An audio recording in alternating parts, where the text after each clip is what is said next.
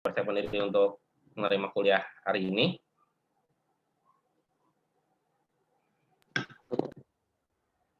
Siap ya, saya harap ya. Bukunya udah dibaca? Buku farmasi fisik?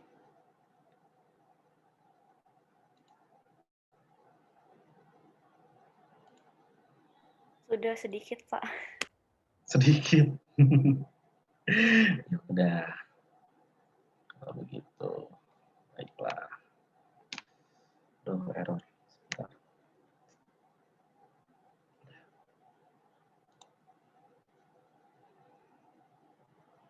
Ntar ada yang salah nih kata-katanya.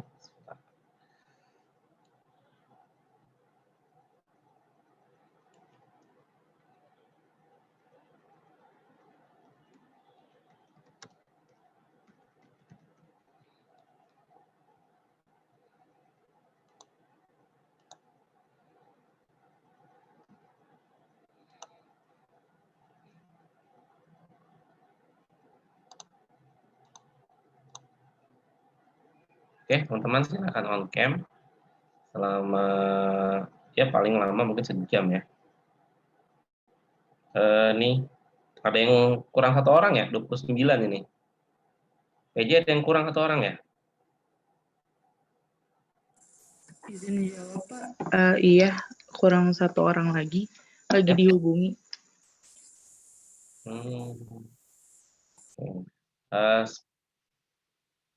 5 menit lagi kalau nggak datang berarti saya anggap alfa ya. Harusnya 8:10 sudah hadir semua. Gitu. Oke, kita mulai. Bentar.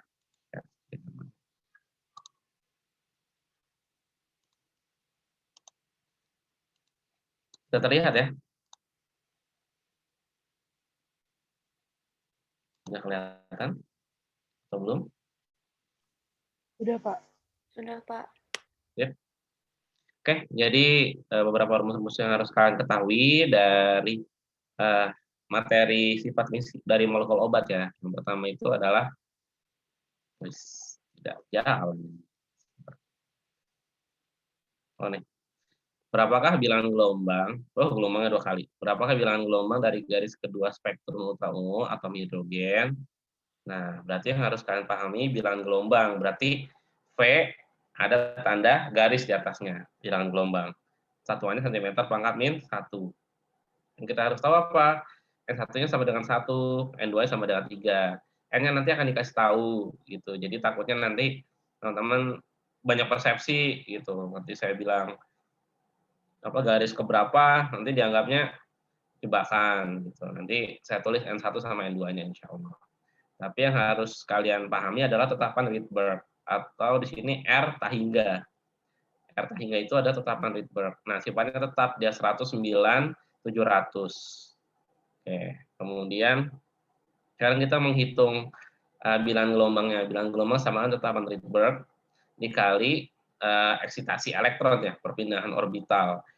Yaitu 1/n letak di awal, yaitu N1 dikurang letak di akhir kuadrat. Gitu. Jadi 1/n1 kuadrat dikurang 1/n2 kuadrat. Oke, kemudian tinggal dimasukkan aja 109.700 dikali, kan N1-nya 1 ya, berarti 1/1 kuadrat, dikurang sama 1/n2 kuadrat, berarti 3 ya. 3 kuadrat kan 1/9 ya. 1 dikurang 1/9, 8/9. 8/9 sekitar 0,889. 0,89 lah, boleh. Gitu. Jadi nanti hasilnya 97.500.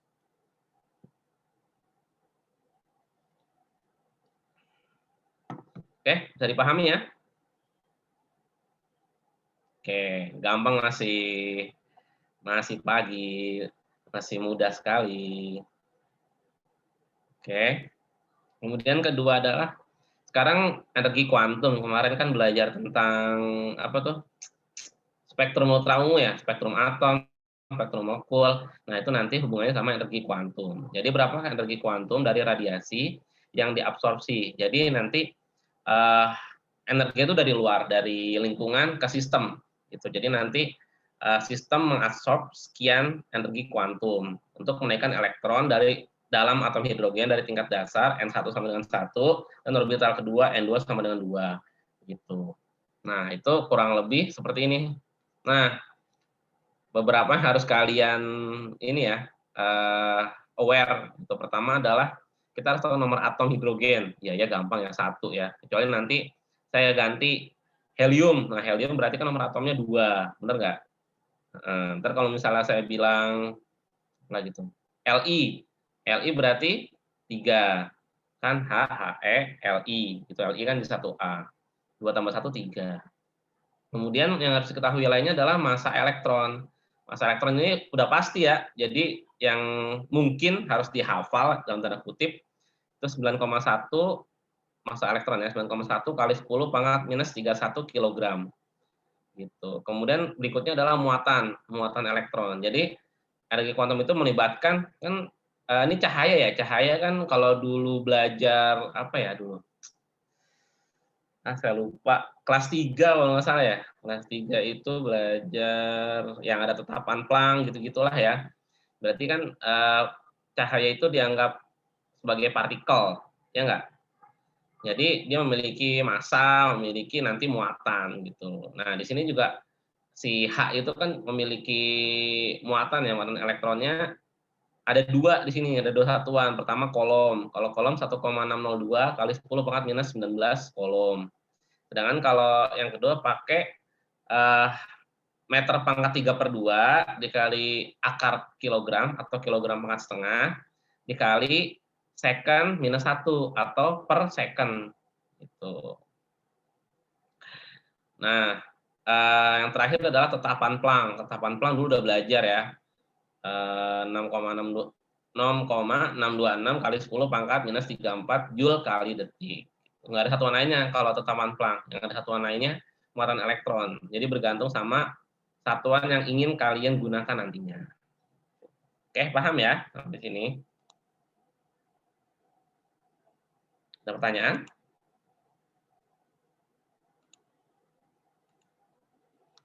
Ya, oke. Kalau tidak ada pertanyaan, kita lanjut. Tadi dari orbital pertama ke orbital kedua. Orbital pertamanya 1, berarti orbital keduanya 2. Nanti kalau saya bilang orbital ketiga, berarti N2-nya sama dengan 3. Gampang ya, masih ya? Nah, ditanya energi kuantum. Energi kuantum itu adalah dia sifatnya delta gitu. Jadi perubahan dari akhir dikurang awal. Berarti E2 minus E1 sama dengan 2 pi. Pi-nya di sini kayak kalian belajar lingkaran ya. 3,14, 22/7 sama kurang lebih gitu. Kemudian dikali Z kuadrat. Z itu adalah nomor atom. Nomor atom dari si sampel kuadrat dikali massa elektron gitu. Dikali muatan elektron pangkat 4 dibagi tetapan Planck kuadrat dikali 1 per lintasan awal kuadrat dikurang 1/4 lintasan akhir kuadrat. Itu aja yang harus dipahami. Gampangnya energi kuantum karena dia perubahan akhir dikurang awal, maka N-nya itu, N yang di depannya itu adalah kebalikannya dari yang di E gitu, di energi kuantum. Kan berbanding terbalik kan sama N-nya gitu. Jadi N1 1/N1 kuadrat dikurang 1/N2 kuadrat. Sisanya gampang. Pi kenapa pi? Karena partikel dianggap seperti lingkaran. Tuh. Dianggap bulat. Walaupun tidak bulat ya, nanti kita belajar. Partikel itu dianggap bulat, bukan bulat, mana sferis. Sferis itu kayak apa ya? Sferis kayak telur, tapi telur juga kurang tepat ya. Nanti kalian cari lagi lah sferis seperti apa. Kurang lebih seperti telur tapi pokoknya dianggap seperti sferis lah, sferis alike gitu. Makanya nanti di farmasi fisik nanti belajar mikromeritik. Mikromeritik nanti ada diameter proyeksi. Jadi semua partikel dianggap seperti sferis gitu, dianggap punya diameter. Nah, kemudian tinggal dimasukin angkanya. 2 kali 3,14 kuadrat dikali 9,1 kali 10 pangkat minus 31 dikali, nah kita pakai yang 1,519 kali 10 pangkat minus 14. Itu pangkat 4 dibagi tetapan pelang kuadrat dikali 1/1 kuadrat dikurang 1/2 kuadrat. Itu hasilnya 1,63 kali 10 pangkat minus 18 Joule. Tuh, nanti dihitung lagi nggak apa-apa. Kalau emang salah, kasih tahu saya. Ada yang mau ditanyakan? Silakan. Dari rumus yang kedua ini. Jadi ada beberapa hal yang harus kalian dalam tanda kutip mungkin hafal ya gitu. Ketetapan Planck itu harus tahu, massa elektron harus tahu, muatan elektron juga harus tahu. Massa, muatan, sama tetapan Planck itu mutlak harus dipahami di bab ini, gitu, sifat fisik dari molekul obat. Oke, bisa dipahami ya, insya Allah ya. Oke, kita lanjut. Nah, soal ketiga, berapa energi dari elektron di tingkat dasar dari atom hidrogen? Berarti N1 ya, berarti tidak ada eksitasi, tidak ada keluar gitu, keluar dari lintasan. Berarti tidak ada E2 minus S1. Berarti dia E aja. Nah, kalau E aja, berarti di bawahnya langsung N kuadrat gitu. Lintasan dasar berarti 1 kuadrat. Perbedaannya itu aja. Kalau yang tadi kan eksitasi, dia keluar dari lintasan awal. Kalau sekarang kita pengen tahu doang, di tingkat dasar dia berapa sih energi kuantumnya. Nah, berarti kita tinggal hilangin 1 per tadi, jadi di sini N kuadrat. Gitu. Konsepnya seperti itu, teman-teman. Ada yang mau ditanyakan?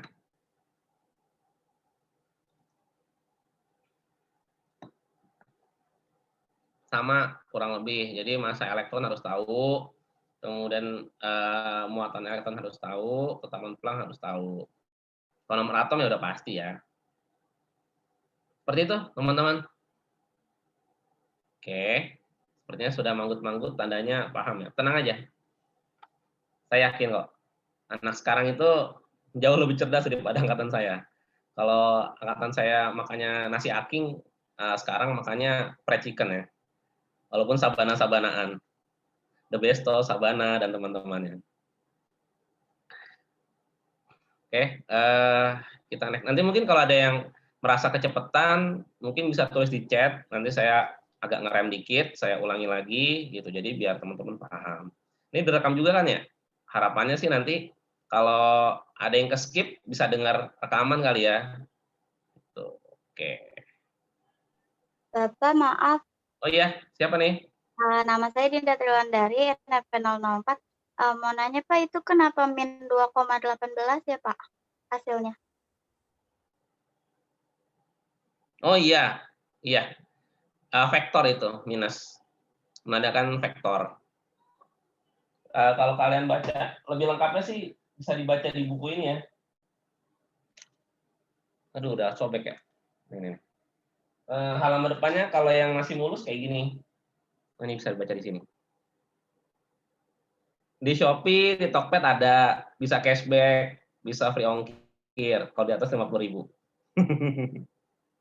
Nah, kalau yang merah ini, dia ada 2 jilid, kalian pakai jilid 1 buat semester 1 sekarang, buat semester 2, kalian pakai jilid kedua.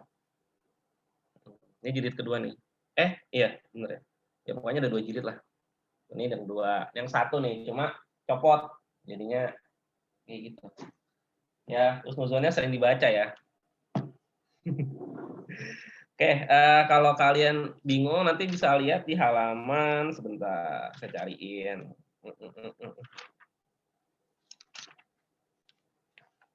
Kalau yang Sinko saya nggak tahu ya. Saya dari dulu pakainya ini Martin yang lama. Di halaman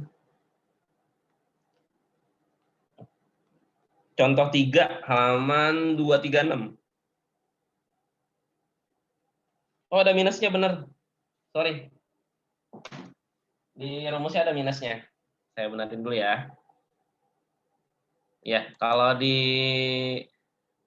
karena cetakan lama, udah lama banget, jadi agak buram gitu tanda stripnya. Saya nggak mawas. Nah, gini, jadi tandanya minus nanti. Gitu. Karena dia, kalau minus tandanya apa? Dari Dari apa ke apa energinya kalau minus?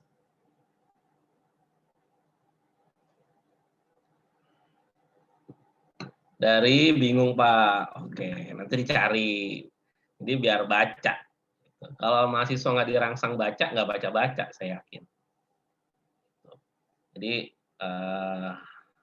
ya semester 1 ini semester yang apa ya, jadi dasar ya buat semester berikutnya. Jadi Pak, farmasi itu siapa yes. yang mau nanya?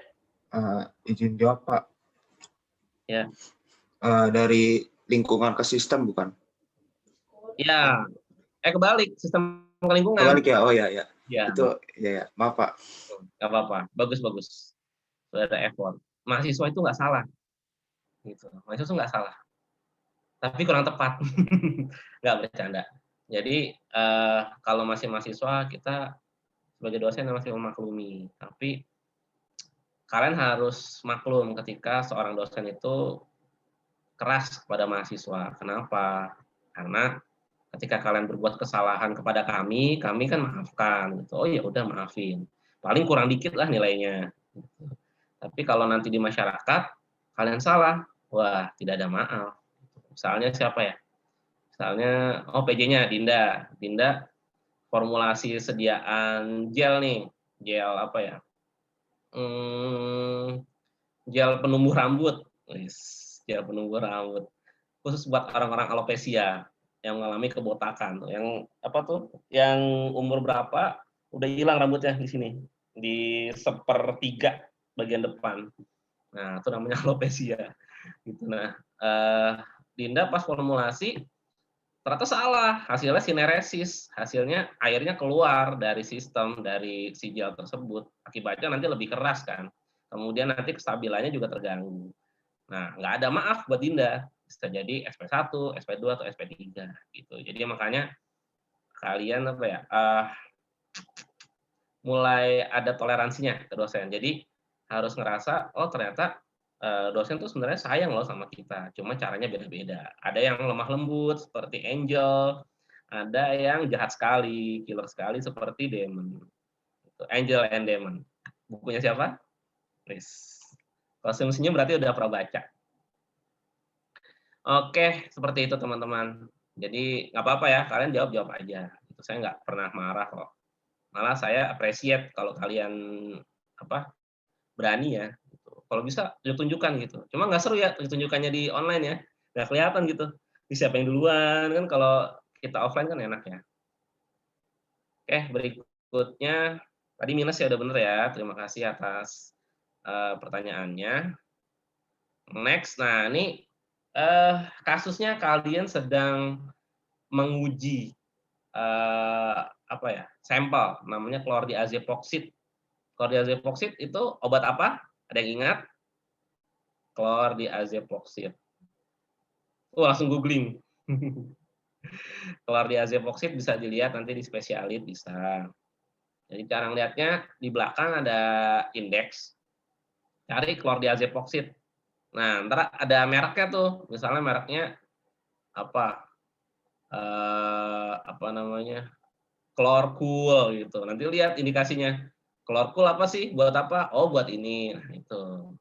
Cara belajar dari ISO kayak gitu. ISO, MIMS, cara belajar kayak gitu. Kalau Varkol, lihat aja langsung chlordiazepoksid. Nanti lihat di halamannya, halaman sekian. Oh, ternyata dia buat ini.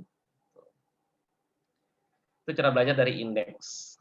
Oke, kita punya larutan yang mengandung 2 × 10⁻⁻5 molar, mol per liter. Yang dilarutkan dalam 0,1 normal natrium hidroksida. Ditempatkan dalam sel yang terbuat dari silika yang mempunyai suatu jalan optik 1 cm. Absorbansi, lambangnya A, diketahui 0,648 pada panjang gelombang 260 nanometer. Berapakah daya serap molar atau absorptivitas molar apabila suatu larutan dari chlordiazepoksid mempunyai absorbansi 0,298 dalam suatu sel yang panjangnya 1 cm pada 260 nanometer, berapa konsentrasinya? Nah, berarti ada 2 pertanyaan di situ. Nah, kalau saya melihat soal seperti ini, saya pasti nulisnya gini dulu, diketahui. Kan bingung ya kalau orang langsung jawab jebret-jebret gitu, langsung rumus, langsung jawab tuh kadang-kadang suka ada human error lah ya, ada suka kesalahan-kesalahan teknis gitu yang biasanya jawabannya jadi ngawur. Makanya saya biasanya nulisnya kayak gini, mau PG mau esai, kalau PG saya tulis di kertas kosong, biasanya kan dikasih ya sama pengawas. Nah, saya coret situ diketahuinya A1-nya A1 0,648 nih. Ini A1 nih. 0,648 nggak kelihatan ya kursor saya?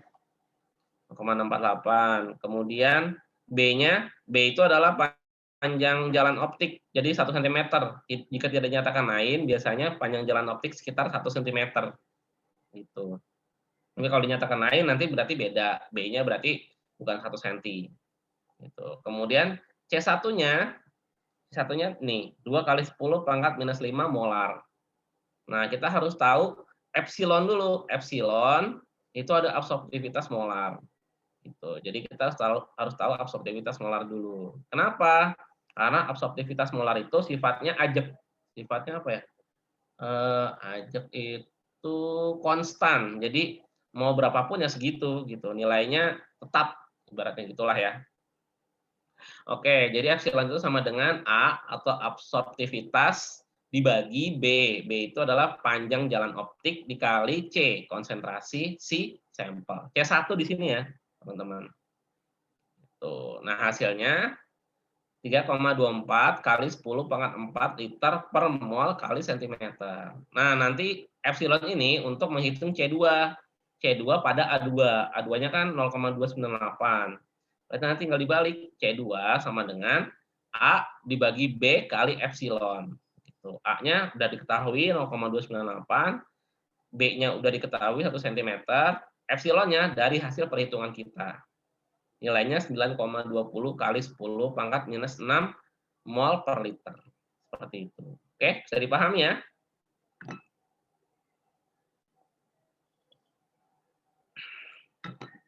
Oke, next. Ini bener nih, udah paham nih. Nanti manggut-manggut, ternyata nilainya gini-gini. Bahaya. Jangan sampai kita ketemu lagi di tahun depan. Maksudnya jangan ketemu di mata kuliah yang sama, mata kuliahnya yang beda lah. Oke, berikutnya soal kelima ini tentang aminakrin. Jadi aminakrin adalah suatu zat antiinfeksi, walaupun sudah jarang sekali yang menggunakan aminakrin. Cincin akridin yang sangat terkonjugasi, cincin akridin mana ya? Bentar. Kalian soal belum dapat kimia organik. Bentar ya, saya buka. Saya kalau kuliah kayak gini pasti bawa buku gitu. Kenapa? Karena ya sebagai seorang farmasis ya harus dekat dengan buku gitu. Saya selalu mengajarkan ya kita sebagai farmasis ya pegangannya buku gitu, jangan yang lain. Nih. Aminakrin. Kelihatan nggak? Ini aminakrin. Nggak kelihatan ya? Aduh, mana sih webcamnya? Bapak nggak kelihatan. Nih, Oh, kelihatan? Kelihatan. Nah, ini terkonjugasi nih. Kenapa? Di situ ada ikatan rangkap tuh. Rangkap yang beresonansi seperti benzen. Ingat nggak benzen? Nah, benzen di mata kuliah. Apa dulu namanya? Kelas 11 ya, hidrokarbon. Benar nggak hidrokarbon? Nah, dulu kan ada C6H6 tuh, yang segi 6 terus kalian cuma bulat doang tengahnya. Nah, itu tanda beresonansi. Nah, tandanya ikatan mereka terkonjugasi. Jadi ciri-ciri dari suatu senyawa yang dapat diukur menggunakan spektro UV vis itu adalah dia memiliki itu tadi ikatan apa? Gugus yang memiliki ikatan terkonjugasi. Contohnya benzen. Sama tadi cincin akridin. Gitu. Nanti kalian belajar di kimia organik, tenang aja. Itu mata kuliahnya spesial. Kalian kalau meleng dikit langsung nggak lulus. Bercanda. Jadi memang depannya ya, semester 3, 4, 5, 6 itu salah satu pegangannya kimia organik. Nggak percaya? Nanti kita lihat. Oke, tadi menghasilkan suatu spektrum ultra ungu yang kompleks di dalam asam sulfat encer yang menghasilkan absorpsi maksimum pada 260, 313, 326, 381, 400, dan 422 nanometer. Daya serap molar absorbansi pada 260 dan 313 adalah 63.900 dan 1.130 liter per mol kali sentimeter. Berapakah jumlah minimum aminakrin yang dapat dideteksi pada kedua panjang gulungan tersebut? Nah, berarti di situ ada apa? Daya serap molar, berarti epsilon atau apa? Nah, epsilon 1 sama epsilon 2 ya, bener ya? Masih ingat kan tadi? Daya serap molar epsilon. Berarti epsilon satunya 63.900 untuk 260 nanometer. Kemudian epsilon 2-nya 1.130 untuk 313 nanometer. B-nya 1. Nah, di sini A-nya, nanti diketahui A-nya. A-nya itu 0,002. Gitu. Nah, nanti tinggal ngitung C. Pakai rumus yang tadi. Kalau tadi kan kita ngitung epsilon sama dengan A per B kali C ya. Nah, kalau C berarti A per B dikali epsilon. Epsilonnya masukin masing-masing. Epsilon 1 untuk C1, untuk C2-nya epsilon 2. Dapat sekian. Gampang ya? Tinggal bikin segitiga. Terus paling atasnya siapa? Paling atasnya A, bawahnya B, C, sama epsilon. Jadi kalau ditanya epsilon, berarti nanti tinggal A per B kali C. Kalau ditanya C, tinggal dibalik. A per B kali epsilon. Kayak di SMA aja lah kurang lebih. Oke, paham ya? Ada pertanyaan? Silakan kalau ada pertanyaan.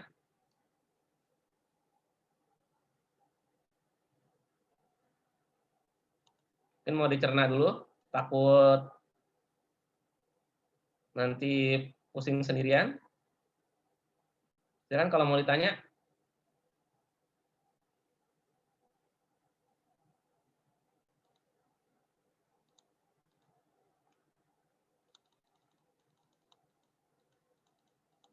Pak, izin bertanya, Pak.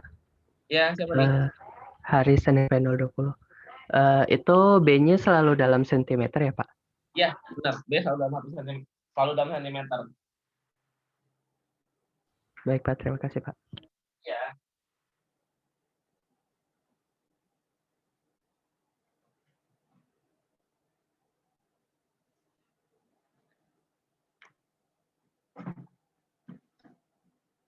Bentar ya.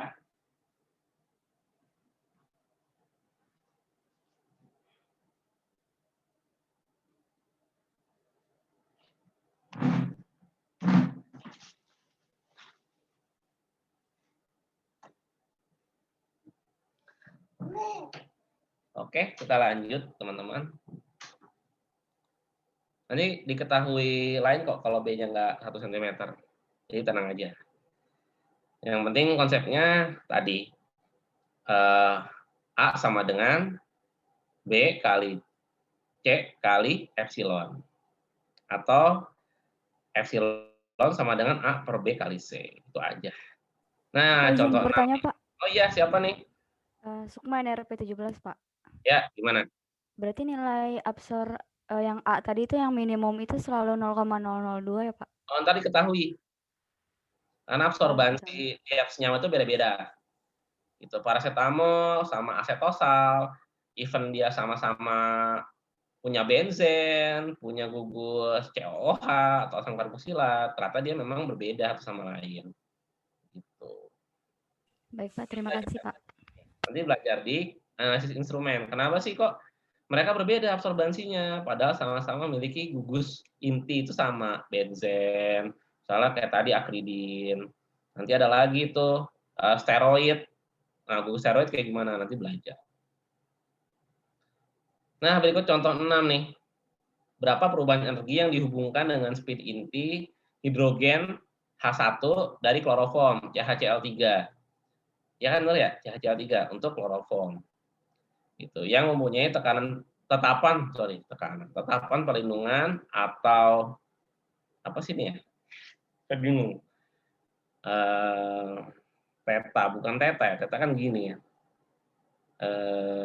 Sigma minus 7,25 kali 10 pangkat minus 6 dan momen magnetik inti atau mu H 1,410 kali 10 pangkat minus 26 Joule per Tesla. Dalam suatu medan magnet hidrogen, bilangan kuantum untuk satu hidrogen adalah 0,5. Berapakah frekuensi radio di mana resonansi akan terjadi untuk transisi spin inti pada keadaan ini? Kok B-nya nggak diketahui ya? Oh, H-nya. Lalu hanya 1 Tesla ya? Iya, hanya 1 Tesla. Hanya biasanya kalau nggak diketahui, kalau nggak disebutkan lain, tidak dinyatakan lain 1 Tesla untuk H atau kekuatan medan magnet. Nah, untuk pertanyaan ini kita mau nyari delta E. Gitu. Delta E adalah perubahan energi spin. Gitu. Jadi delta E. Nah, untuk mencari delta E, kita perlu mengetahui momen magnetik inti. Kan waktu itu udah belajar ya. Jadi untuk perubahan energi spin, maka yang terlibat di situ pasti karena dia di dalam medan magnet ya. Yang dulu IBF ingat nggak? Ini I, jempol I, ini B, ini F, gini kan, kayak gitu. Atau yang kayak gini, kumparan, nah itu kurang lebih sama, gitu. Jadi kita harus tahu mu H tadi 1,41. Kemudian tetapan perlindungan, gitu. Tetapan perlindungannya berapa tuh? Minus 7,25 kali 10 pangkat minus 6. Tapi ada juga nanti tetapan perlindungannya dianggap 0, tapi diketahui di soal. Gitu. Kemudian I-nya atau bilangan kuantum spin-nya itu 0,5. Tadi ada di soal ya, nih, bilangan kuantum untuk 1H dan 0,5. Bilangan kuantum spin untuk atom hidrogen pada kloroform. H-nya kalau tidak dinyatakan lain, dia 1 Tesla. Jika tidak dinyatakan lain, maka 1 Tesla. Tetapan Planck 6,626 kali 10 pangkat minus 34. H ini adalah buat ngitung V, frekuensi. Gitu. Nah, untuk perubahan energi spinnya, tinggal masukin rumus mu H dikali, mu H itu adalah momen magnetik inti, dikali sama kekuatan medan magnet, dikali 1 dikurang sigma itu adalah tetapan perlindungan. Terus nanti dibagi sama bilangan kuantum spin. Bilangan kuantum spinnya 0,5.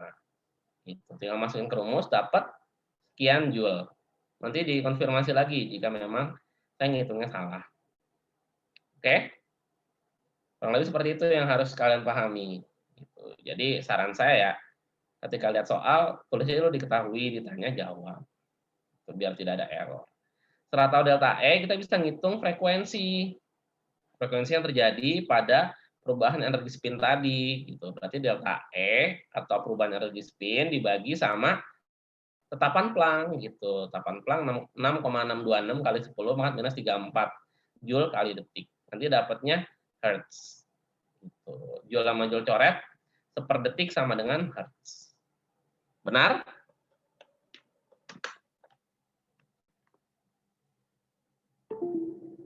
Wah, manggut-manggut tanda pusing.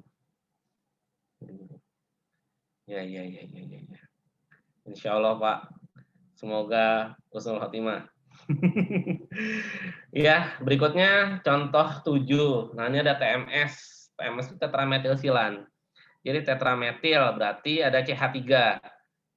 Metil kan CH3 ya. Kemudian tetra berarti CH3-nya ada 4. SI-nya di tengah. Ada nggak ya di sini? Bentar, saya cari, semoga ada. Nanti kalian meraba-raba, pusing. Lihat di Google juga ada sih tetrametilsilan.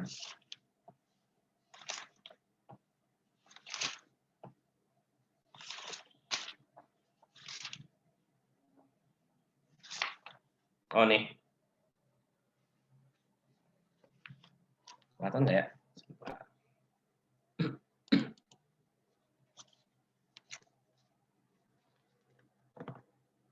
Kelihatan nggak?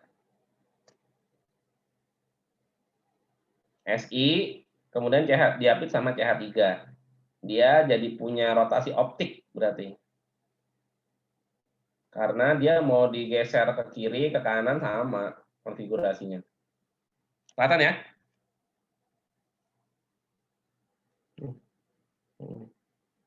Tetrametilsilan. Ada di halaman 267 kalau kalian punya bukunya.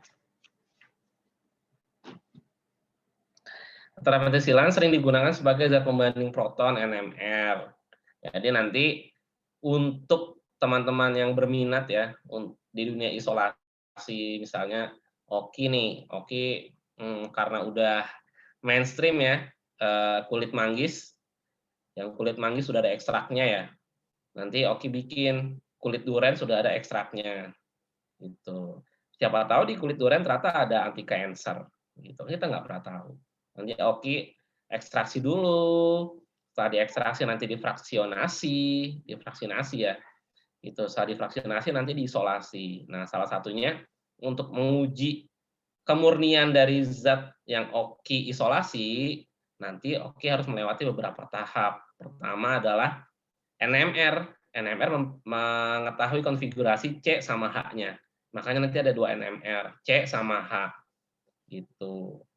Kemudian setelah itu nanti ditentukan fragmentasi dari senyawanya. Wah, pusingnya fragmentasi. Nanti senyawanya dipecah-pecah jadi pik-pik, namanya MS, mass spectrometer. Ada di mata kuliah analisis instrumen semester depan. Wah. Nanti semua yang ada di sini kalian dengerin di sana. Gitu. Nyambung. Makanya yang di sini jangan dilupain. Oke, lanjut. Jadi frekuensi resonansi satu signal proton dari keempat gugus metil yang sama adalah di bawah dari hampir kebanyakan senyawa lain. Sebagai tambahan, TMS relatif stabil dan inert dia. Kenapa stabil? Ya dia logam, Si. Kemudian sisanya CH3. CH3 mengapit di 4 posisi ya. Gitu. Ya dia pasti stabil. Gitu. Mau didegradasi di mana? Nggak bisa. Gitu. Jadi sifatnya udah bagus banget TMS sebagai suatu pembanding, baku pembanding, sorry. Oke, kemudian pada frekuensi radio berapakah resonansi terjadi untuk TMS atau tetrametilsilan dalam medan magnet 1 Tesla? Jika tetapan perlindungannya 0. Nah, ini tetapan perlindungannya 0. Dan delta E menggunakan energi spin dari soal sebelumnya. Ini delta E-nya. Pakai 2,821 kali 10 pangkat minus 26. Hasilnya yang ini. Cepat ya. Frekuensi sama dengan delta E dibagi H. Gitu. Karena tadi tetapan perlindungannya 0. Jadi nggak masuk perhitungan. H-nya pun 1 Tesla. Gitu. Jadi langsung delta E per H. Delta E-nya 2,821 kali 10 pangkat minus 26 dibagi sama 6,626 kali 10 pangkat minus 34. Hasilnya 4,26 kali 10 pangkat 7 Hz. Gampang ya. Jadi frekuensi memang selalu perubahan energi spin dibagi sama tetapan Planck. Selesai. Nah, gampang ya, kurang lebih ya. Gampang. Ada yang mau ditanyain? Silahkan. Sebentar ya, saya print screen dulu buat bukti perkuliahan. Nanti ditanyain lot Venus.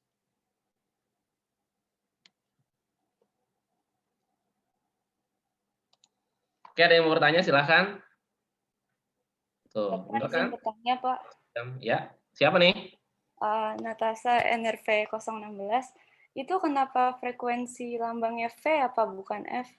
Ya, suka-suka Natasha, mau pakai F boleh, mau pakai V boleh. Sebenarnya tuh di fisika nggak ada apa ya, nggak ada suatu yang ajek ya, gitu. Di buku lain ada yang F, Natasha. Di buku lain ada yang F, gitu. Jadi nggak salah. Tergantung enaknya Natasha gimana. Cuma kalau di sini kan V, biasanya mereka ini ya, ilmuwan-ilmuwan tuh berkumpul harmonisasi ibaratnya, jadi kesepakatan. Nggak apa-apa, yang penting rumusnya benar. Kalau satunya diubah rumusnya salah, tewas gitu. Nanti kita ketemu lagi di tahun depan. Nauzubillah ya, semoga tidak. Kayak gitu aja Natasha kurang lebih. Oke, ada pertanyaan lagi? Silakan.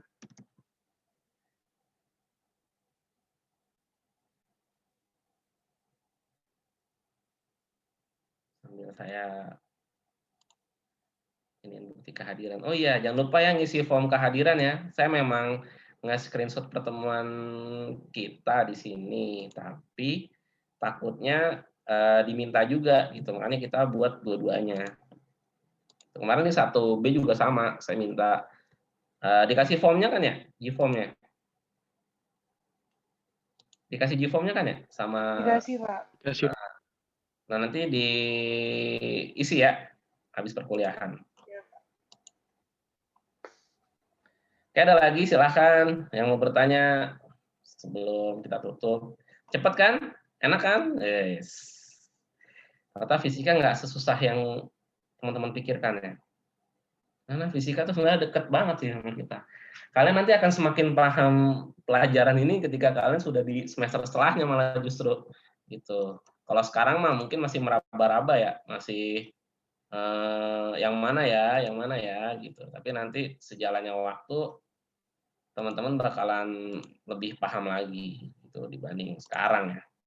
Susah karena kalian nggak megang alat, nggak megang apa-apa gitu. Oke, ada lagi? Ini menarik kok.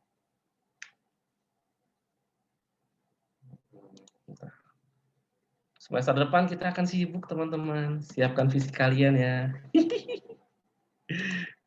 Biasanya apa ya? Nauzubillah ya. Ya banyak yang tumbang lah. Biasanya di semester 2. Tumbang tuh maksudnya sakit-sakitan.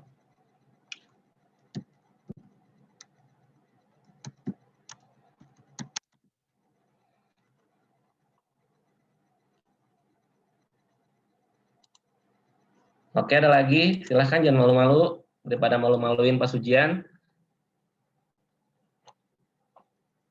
Ada lagi? Nanti saya kasih kok slide-nya di e-learning. Mungkin nanti agak siangan ya. Tadi soalnya ada yang berubah kan. Gitu. Untung aja diingetin. Kalau enggak saya lupa benerin. Oke, ada lagi? Teman-teman silahkan. Pak, saya mau tanya Pak, yang sigma itu kan 0,00 ya. Nah, kenapa nggak 0 aja? Apa ada cara penulisan sendiri setelah Oh, iya, koma iya. itu sendiri? Kasih Pak. Ini si siapa nih? Bukan Haris ya, bukan Oki ya suaranya. Siapa ya? Dava Haris Pak. Oh, ini Haris. Dava. Oh, Dava, ya kan? Bukan Haris, bukan Oki. Hanya saya udah mulai membeda-bedakan nih suara-suaranya nih. Bassnya kan laki-laki biasanya beda satu sama lain. Tapi jarang laki yang cempreng sih. Kalau cempreng berarti langsung saya tandain. Ya, jadi 0,000 itu tadi sebenarnya menggambarkan angka penting. Waktu sebelum UTS, ini kan ya kita belajar tentang angka penting. Nah, jadi memang seperti itu. Kalau Dava mau nulis 0,000 aja, 3 aja cukup. Gitu. Cuma nggak tahu nih, saya lagi pengen aja 0,00-nya banyak. Kayak gitu. Ada lagi? Silahkan. Takut ada apa ya, ketidakpahaman ya dari teman-teman. Tapi harapannya ketika nanti dipelajari lagi, teman-teman lebih apa ya, lebih bagus lagi lah pemahamannya. Enakan baca buku dulu sih sebenarnya kalau saya. Gitu. Kalau baca buku dulu biasanya sudah ada yang nempel di sini. Nanti tinggal kita bahas. Nanti lebih enak teman-teman belajarnya.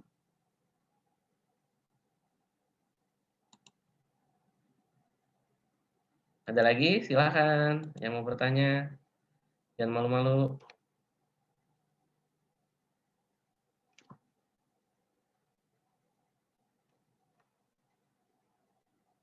Silahkan.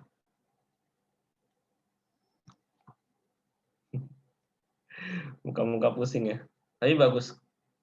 Beberapa dari kalian nyatet itu merupakan salah satu apa ya, teknik ya, teknik belajar yang menurut saya efektif sih di mata kuliah farmasi. Karena kalau nggak nyatet, kadang pikirannya nggak nyambung gitu, cuma denger doang.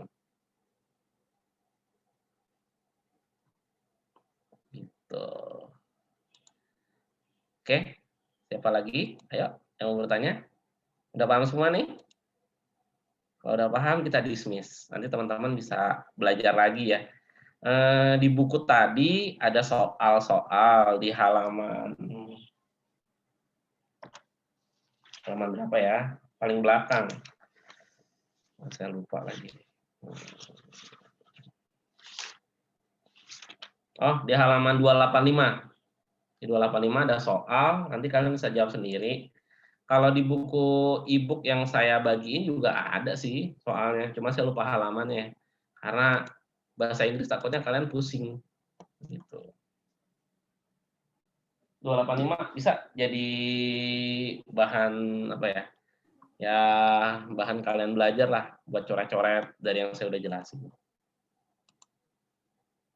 Tuh. Oke. Bisa dipahami ya, teman-teman ya.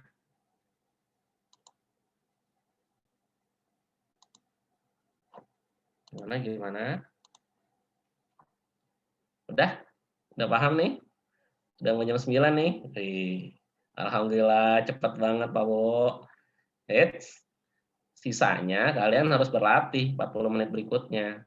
Gitu. Nanti saya bagiin, mungkin setelah sesi ini saya usahain. Tadi kan ada yang salah-salah ya, saya save dulu. Saya perbaiki dulu. Gitu. Oke. Nanti setelah ini silahkan kalian diskusi, menggunakan Zoom ini boleh, atau pakai yang lain juga boleh. Saya cukupkan ya teman-teman ya, karena saya lihat sudah mantap nih, udah paham semua nih. Setelah tadi nulis, ngelihat slide, udah paham, insya Allah. Berarti siap ujian ya. Ujiannya mau PG atau esai? Gimana ya Pak? Kalau PG, saya udah capek-capek nulis, udah capek-capek ngitung, salah satu angka, nilainya 0. Kalau esai, saya kadang-kadang suka deg-degan, lupa rumusnya, nilainya nanti 0 juga. Gimana ya Pak? Gimana? Mau PG atau esai? Atau mau open book? Tapi open book jawabannya nggak ada di buku. Biasanya kalau open book nilainya jelek-jelek biasanya. Gitu. Karena yang kalau saya bilang open book, pada nggak belajar, salahnya itu. Nggak belajar. Nggak belajar ya udah pasti tewas. Gitu. Oke, silakan. Mau PG atau esai nih? Beberapa ada yang berkata dalam pikirannya, PG Pak, PG. Saya masih bisa ngitung kancing Pak. A, B, C, atau flip point, atau main dadu. Gini. Kalau 56 dicoret. Kalau 4 pilihannya, berarti kalau 1 A, 2 B, 3 C, atau diputar pensilnya. A, B, C, D, E diputar. Wah, jawabannya B nih. Jangan ya. Gitu. Oke, mau PG atau esai? Kelas 1B maunya PG.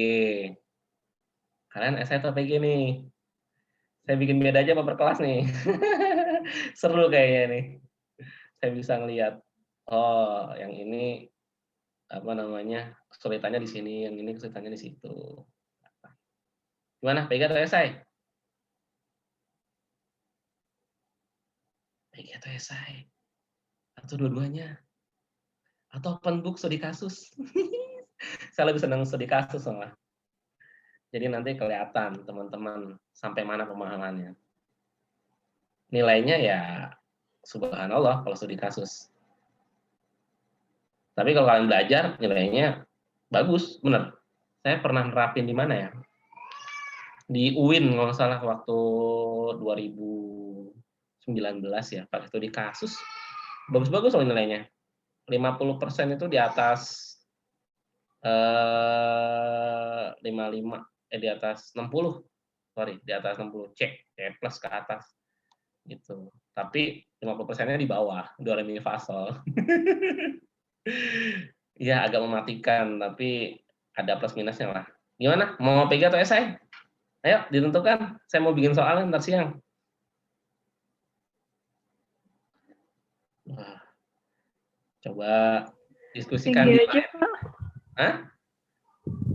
PG aja. PG aja, setuju nggak nih PG aja? Wis. Kalau Muka-muka PG cerah berapa ya. soal? Kalau esai berapa soal, Pak? Esai 5. Tapi beranak Kalau pinak. PG. A, Kalau B, PG. C, D, E, F. Kalau PG ya 50 bisa. 50 kali 5 juga bisa. Enggak, 50 soal aja cukup. 30 sampai 50 lah, Ki. Oh, tapi kalau PG nggak 1 menit per soal kan, Pak? Kan dihitung. Nanti gini, teman-teman harus berpandangan, kita tuh punya sistem. Jadi di farmasi itu ada sistem. Kalau kita bikin soalnya, saya bikin soal fisika farmasi dasar. Saya minta dosen lain ngerjain dengan materi yang saya punya ya. Saya kasih. Namanya review soal. Kalau nanti waktunya kurang, saya tambahin. Gitu. Jadi kayak kemarin berapa soal ya? Saya lupa kemarin. Sekian soal, terus sekian menit, ya pas gitu. Dosen yang lain yang di luar bidang saya ya, kayak misalnya saya kan tekno, berarti yang nge-review orang-orang FKK, Bu Dikna, Bu Puji, Bu Muti, mereka ngerjain gitu. Cocok nggak waktunya? Kalau mereka bilang, oh nih kayaknya kurang kok gitu, oh berarti nanti saya tambahin. Gitu. Tenang aja, oh jadi langsung, aduh satu soal 1 menit kayaknya saya ngitung kancing aja deh Pak. Kalau nggak punya kancing saya pakai dadu atau pakai koin atau pakai pensil. Ya udah Pak, PG aja Pak, PG. PG ya. Fix ya, nanti jangan ada penyesalan di belakang ya. Penyesalan selalu di belakang, kalau di awal namanya pendaftaran. Pak izin nanya, Ya, gimana? kalau ulangannya hitungan gini kita boleh open rumus apa rumusnya harus dihafal, Pak? Oh, dihafal enak aja. Kalau open book, soalnya studi kasus. Jadi kalian boleh tuh lihat rumusnya tuh. Oh, sampai puas lah lihat rumusnya. Itu sampai meresap ke sumsum tulang belakang kali ya. Gitu. Tapi kalau misalnya close book, kita kalau close book ya harus dihafal. Gitu. Tapi ya kurang lebih soalnya ya nggak jauh-jauh dari yang kita bahas. Gitu. Jadi kayak dulu saya kuliah juga sama, makanya saya dulu kuliah sering nyatet. Gitu. Harapannya yang saya catat itu keluar. Gitu. Kadang-kadang dosennya ngomong di luar dari konteks, karena nih dosen farmasi UI agak-agak ini ya, unik ya. Kadang-kadang justru soal yang dia keluarin itu yang dia omongin, gitu. Makanya saya selalu nyatet. Mungkin yang dari saya omongin ada yang keluar. Siapa tahu. Gitu. Sama dosennya juga sama kok, gitu juga. Gimana? Mau Ada lagi? tanya. Ya, gimana? Boleh pakai kalkulator nggak Pak? Ya iyalah boleh, Jennifer. Emang bisa 3,821 kali 10 pangkat minus 10 dikuadratin, kemudian dibagi sekian. Mau pakai apa? Sempoa. Capek. Mau pakai gitu, Iya, kayak Pak, SD makasih, gitu, Pak. digituin, dibagi gitu. Capek. Ya. Iya, Pak, Terus makasih, ada lagi Pak. yang lebih cepat daripada ini sih, daripada pakai apa? Kalkulator ya. Pakai Excel. Itu lebih cepat. Ketik, langsung dapat hasilnya. Udah bisa kan ngetik pakai Excel? Oh, belum pernah nyobain, baru, oh iya bisa Pak. Wih, jangan salah. Excel itu adalah kalkulator paling mantap ya menurut saya. Nanti di Farvis juga ngitungnya enakan pakai Excel. Nanti saya ajarin. Di Farvis ya. Kalau di sini masih dasar, jadi kalian bisa lah lihat YouTube cara menghitung menggunakan Excel. Banyak. Gitu. Boleh Jennifer pakai kalkulator, tapi pakai scientific kalkulatornya ya. Kalau kalkulator dagang biasanya agak susah. Saya bukannya mengecilkan kalkulator dagang ya, cuma apa ya? Ya susah gitu. Kan dia 0, ya. Kalau misalnya kita kan scientific kan 3, sekian kali 10 pangkat minus sekian kan bisa. Gitu. Jadi pakai scientific ya. Nanti pas Farvis misalnya kita offline ya, siapa tahu Pak Nadim itu udah kita offline semua perkuliahan. Ya ayo gitu, saya mah senang-senang aja. Kalau online kan capek ya, saya 2 kali kerja. Kadang-kadang saya bikin rekaman, saya bikin ini, gitu. Bikin slide-nya juga harus terkonsep banget. Gitu. Kalau misalnya offline kan enak. Saya kadang-kadang pakai buku, saya jelasin di depan. Gitu. Siapa tahu. Tapi kayaknya sih sampai kalian lulus juga kayaknya online teorinya. Kalian ini angkatan COVID. Ya. Kok bisa bilang gitu sih Pak? Ya nggak kelihatan ujungnya teman-teman, COVID tuh nggak kelihatan ujungnya. Di negara lain tuh udah gini loh, gini, turun, baru muncul lagi. Itu namanya first wave. Kalau kita kan gini, gitu. Sampai kayak harga emas. Gitu. Kalau punya emas, sekarang salah satu waktu yang cocok ya buat menjual emas. Waduh, investasi. Saya ngajarin investasi. Jadi dari sekarang tuh pandai-pandailah menyimpan uang, teman-teman. Diinvestasikan di sesuatu yang berprospek lah, gitu. Atau kalian mau dagang boleh. Saya juga dulu dagang kok. Dagang sambil kuliah is the best. Dagang alat lab. Zaman dulu. Sekarang mah ada Tokped, susah bersaing. Oke, ada lagi? Kalau kalian merasa pusing, bimbang, gelisah, silahkan diskusi ke pembimbing akademik kalian ya. Itu hak kalian kok. Misalnya Jennifer, istilahnya udah down banget nih. Oh Jennifer terus nih gitu. Maksudnya, kok saya terus sih Pak yang jadi contoh? Ya nggak apa-apa. Gitu. Saya ingat karena tadi nanya. Gitu. Misalnya Jennifer pusing, gelisah gitu. Pak ini gimana Pak? Ini, atau Bu gitu. Nilai saya gini. Saya ngedown banget nih. Nah, itu boleh tuh konsultasi ke dosen pembimbing akademik gitu. Misalnya kalian punya keluhan finansial, kan kita nggak pernah tahu ya sebagai dosen pembimbing akademik si si A ini punya masalah apa sih, si B ini punya masalah apa sih gitu. Kecuali dosen pembimbing akademiknya lulusan SAG ya, sarjana alam gaib atau ilmu kebatinan gitu. Kalau ilmu kebatinan bisa nebak kalian punya permasalahan apa. Kalau kita nggak tahu. Kita di sini MFAM ya, tapi bukan magister pertanian ya, farmasi. Seringkali MFAM tuh di apa namanya ya, diledekinnya, wah apa tukang tani nih, master farm gitu. Apa namanya magister pertanian, padahal bukan. Kalau dulu kan MSc ya. Kalau MSc itu masih dipakai di UGM kalau nggak salah.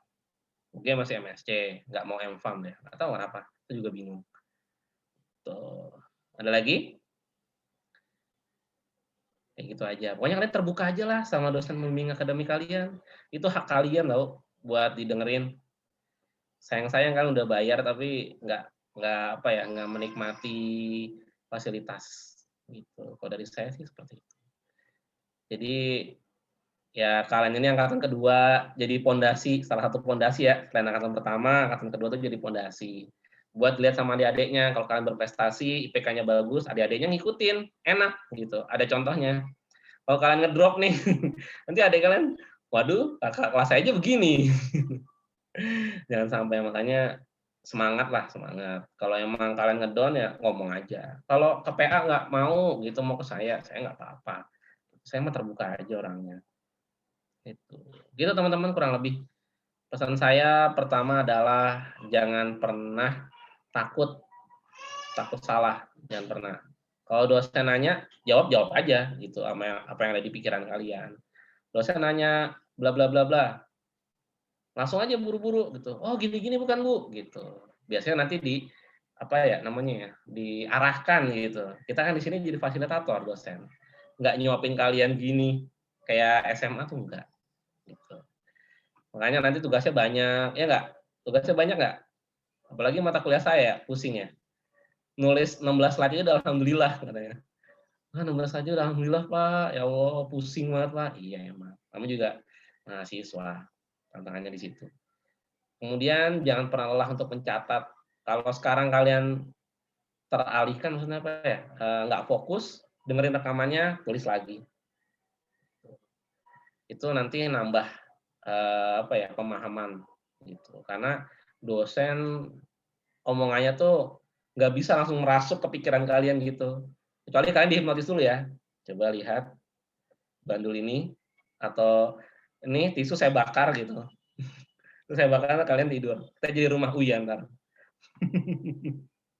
Bercanda ya. Kayak gitu. Ya, jadi pintar-pintarnya kalian lah ya dalam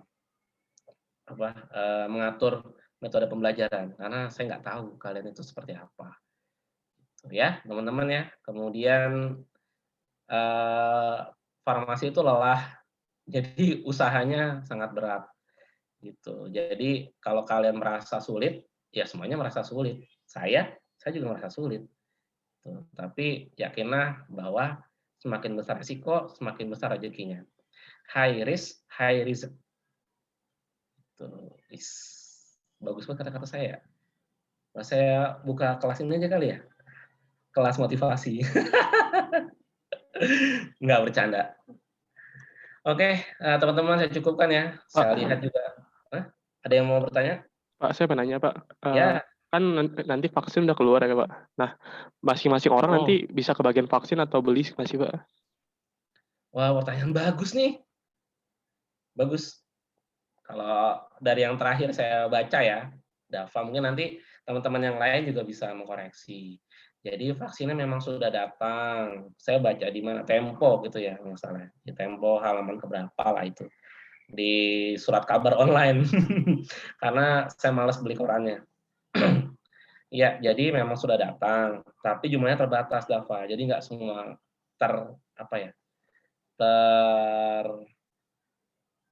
terakomodir lah gitu.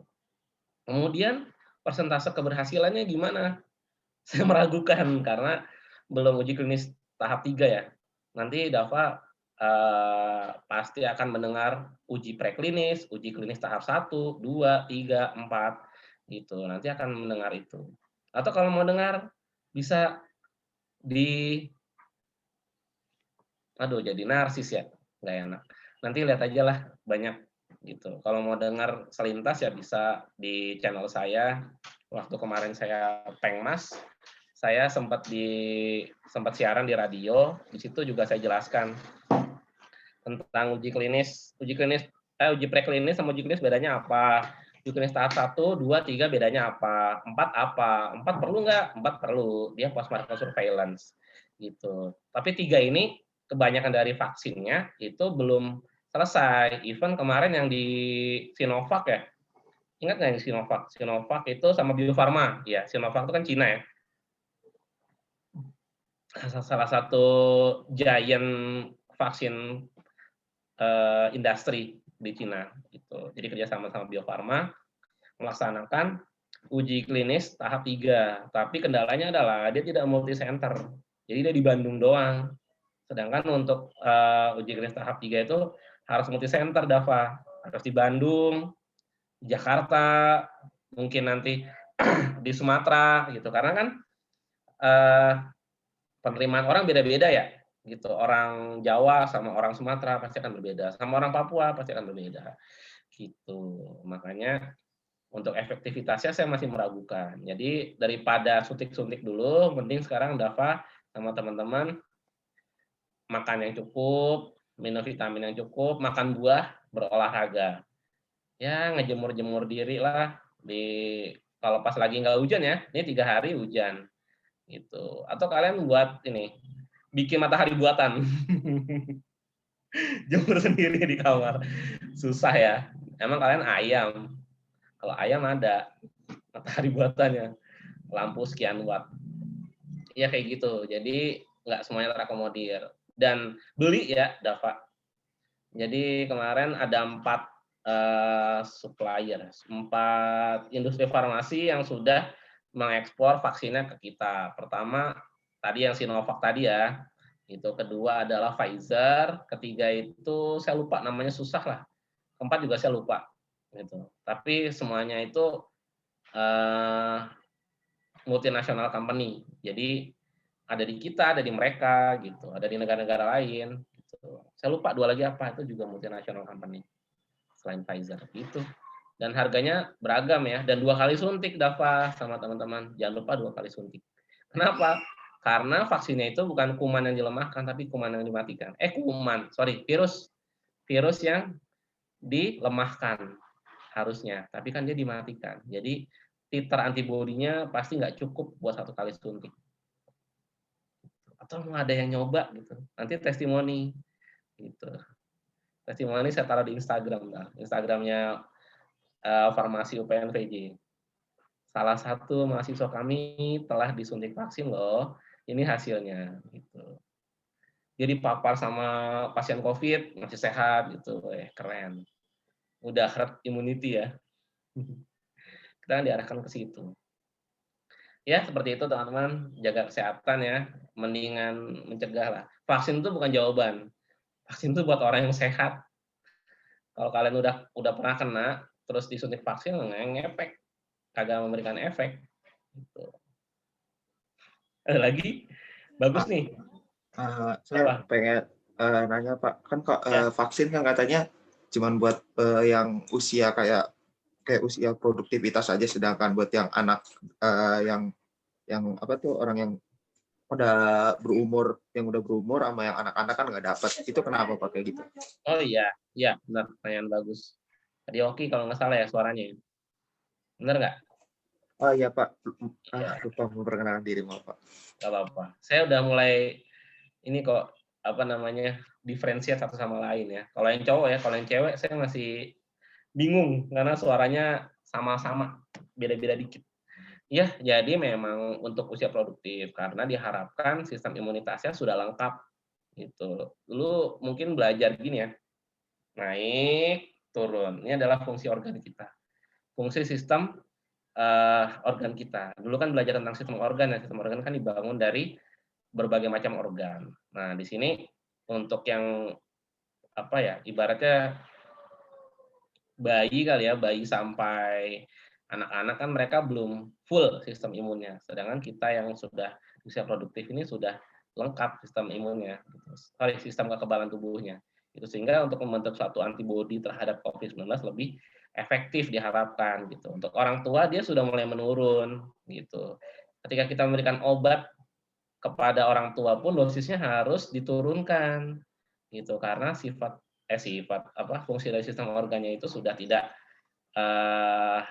sama ya seperti ketika dia muda, sudah menurun gitu. Makanya dosisnya harus dikurangi. Itu kurang lebih. Jadi penerimaannya akan sangat sulit sekali bagi yang sudah uzur gitu. Ada lagi silakan yang mau bertanya. Menarik nih, sudah mulai curious sama hal-hal di sekitar kita ya, yang harus kayak gitu sebagai farmasis. Gimana? Apa ada yang ini? Wah Pak, kita pakai obat herbal aja buat menanggulangi COVID. Nanti kayak dunia manji lagi. Sama siapa tuh yang nganggap dirinya profesor, saya lupa. Aduh, malas lah saya dengarnya.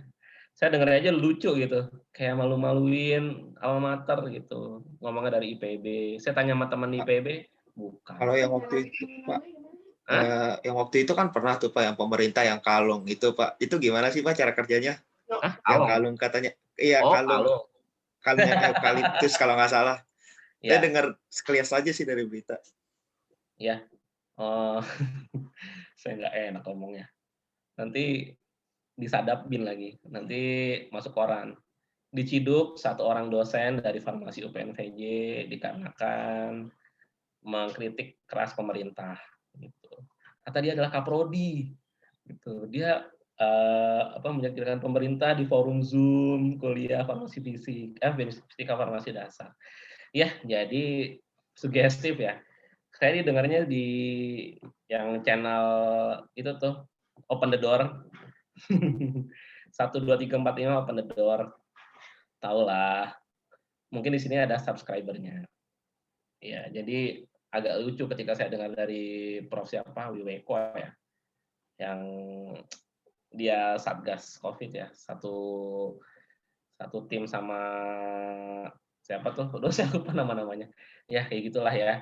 Dia declare bahwa kalung dengan kayu putih ya, kalung kayu putih yang masalah itu tuh bisa menyembuhkan COVID karena dia ngelihat artikel ilmiah something lah gitu. Kemudian kita kan di farmasi curious ya, searching lah gitu. Bener nggak sih? Pasti kita lihat di Google Scholar, tuh, endi gitu, di mana gitu. Oh ternyata usut punya usut, mereka pakai jurnal yang istilahnya kurang capable lah, diragukan kualitasnya gitu. Jadi main nembak-nembak aja nih yang di atas nih, gitu. Mbok konsul gitu sama yang di bawah.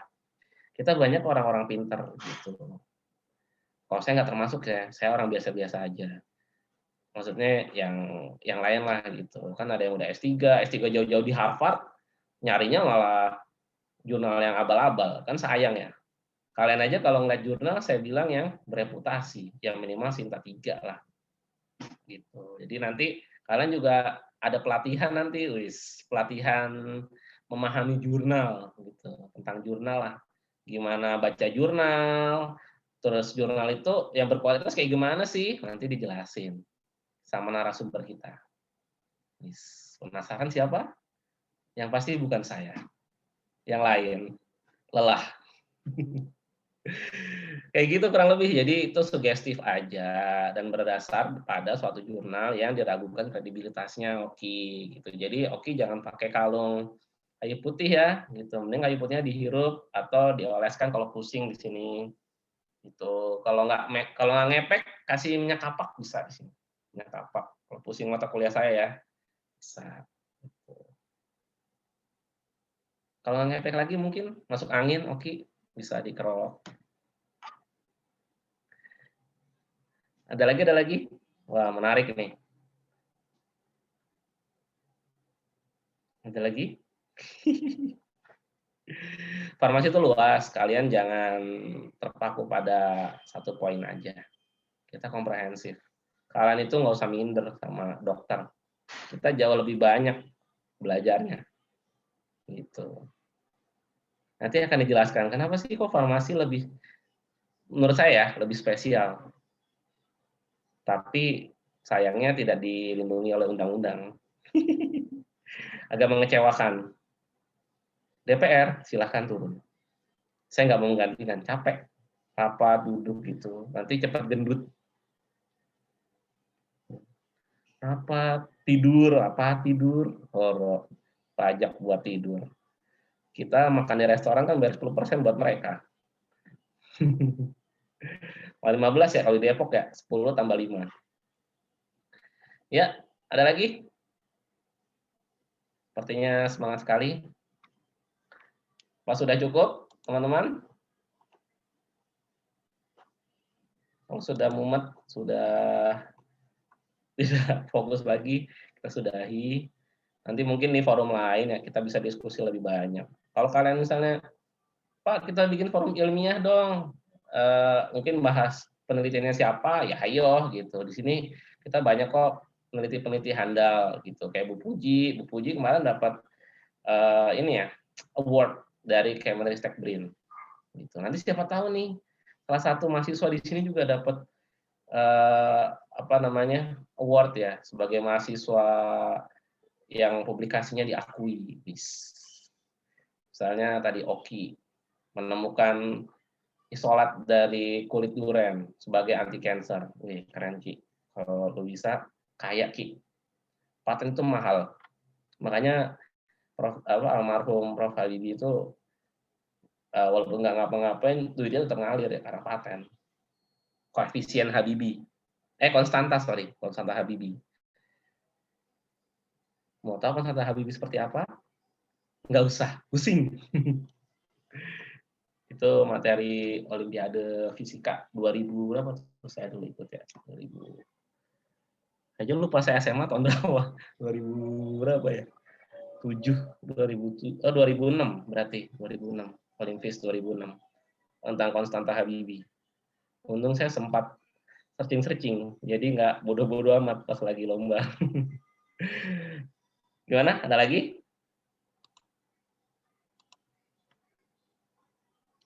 Ada lagi teman-teman? Pak, saya mau nanya Pak. Iya, silakan nih, siapa nih? Yemima Pak.